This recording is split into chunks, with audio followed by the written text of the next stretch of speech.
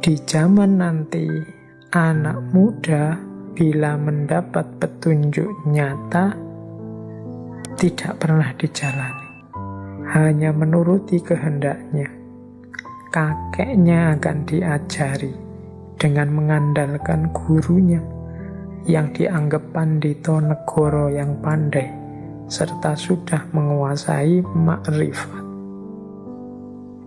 Jadi ini kalimatnya di zaman nanti, jangan-jangan zaman kita sekarang. Katanya Mangkunegoro, besok itu zaman nanti, anak muda itu kalau dia dapat petunjuk, menemukan informasi, dapat ilmu, dapat wawasan baru, tidak pernah dijalani. Nyari kehendaknya saja, nyari enaknya saja, nyari senengnya saja. Informasi keilmuan, wawasannya sih banyak macam-macam. Wong dia dapat petunjuk dari mana-mana, bahkan dari HP-nya juga bisa, dari laptopnya juga bisa. Mungkin seperti itu ilustrasinya. Tapi tidak ada yang dijalani. Semuanya berhenti di pengetahuan. Sekedar tahu. Padahal tadi ilmu itu kelakone ganti laku. Ilmu itu nyampe level hakul yakin kalau dijalankan, tidak sekedar diketahui. Hakul yakin itu ilmu yang kita alami langsung. Ini ilmu yang menurut Imam Ghazali, ilmu yang derajatnya paling tinggi. Nah, sementara banyak anak muda nanti itu wawasannya luas tapi tidak ada yang dilakoni. Berarti ilmunya ilmu level-level awal semua. Hidupnya hanya menuruti kehendaknya. Itu kalimat selanjutnya unik. Kakeknya akan diajari. Jadi kalau pulang ke rumah merasa sudah pintar, kakeknya diajari, dianggapnya kakeknya, orang tuanya itu tidak ngerti apa-apa, tidak pernah kuliah, tidak pernah baca buku. Dengan mengandalkan gurunya yang dianggap pandito negoro yang pandai serta sudah menguasai ma'rifat. Kadang-kadang dia punya guru, punya ustadz idola, punya apalagi panutan, punya dosen favorit dan macam-macam. Ini yang lebih diunggul-unggulkan dibandingkan orang tuanya, dibandingkan kakeknya. Dianggap orang-orang ini lebih utama, dianggap menguasai ma'rifat kalau pakai kalimat itu. Ini kan Wedotomo ini menasehati putra-putrinya.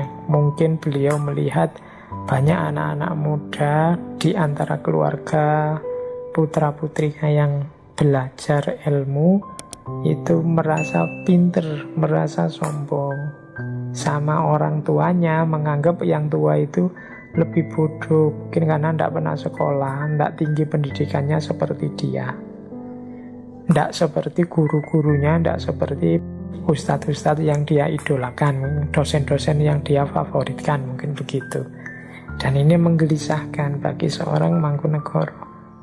Ilmu yang hanya sifatnya informatif, tidak nyampe level hakul yakin, sementara hidupnya mengikuti keinginannya sendiri, menganggap orang-orang tua itu levelnya di bawah dia, hanya percaya pada guru atau dosennya. Maka yang seperti ini susah diberi masukan oleh yang tua-tua. Padahal pemimpin itu butuh menerima nasihat, butuh belajar dari sejarah sebelumnya, butuh belajar dari yang sudah mengalami langsung. Ya orang-orang tua itu kan yang mengalami hidup secara langsung. Kalau yang masih muda hanya ngerti teorinya dari buku-buku. Jadi bait ini mengajarkan, wahai anak-anak muda calon pemimpin, kalau punya ilmu, ya jadikan bekal ilmu itu untuk meningkatkan kualitas hidupmu. Tidak sekedar diingat, dihafalkan. Sementara hidupmu sendiri kamu atur dengan nafsumu, hasratmu untuk menang sendiri. Kemudian engkau juga harus mau terbuka dinasehati,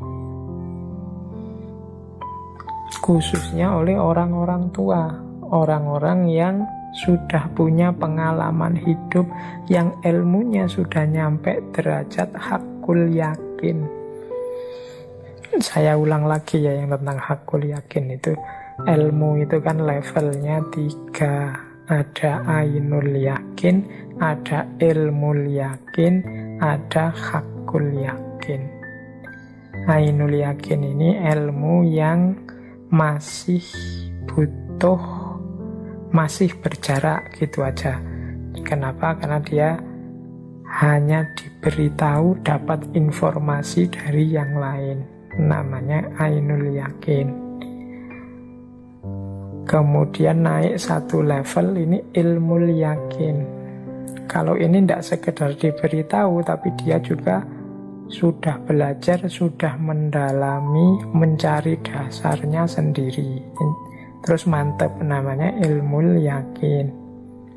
Yang paling tinggi hakul yakin. Hakul yakin ini yang sudah mengalami langsung. Jadi misalnya begini, kalian yang belum haji misalnya diberitahu oleh gurumu bahwa di Mekah sana ada namanya Ka'bah, dan kalian percaya karena yang memberitahu ustadzmu. Ilmumu, pengetahuanmu ini namanya ainul yakin.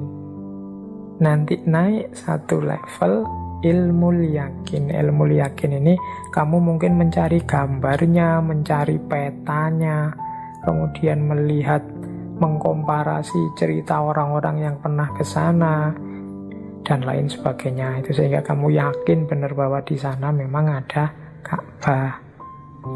Hakul yakin itu kamu datang sendiri ke Mekah, masuk Masjidil Haram, kemudian ikut tawaf di sekeliling Ka'bah. Itu pengetahuanmu tentang Ka'bah sudah hakul yakin. Ilmu itu nanti seperti ini makomnya. Yang paling tinggi ya yang hakul yakin ini. Oke, jadi para pemuda ikuti orang-orang yang banyak pengalaman, orang-orang tua.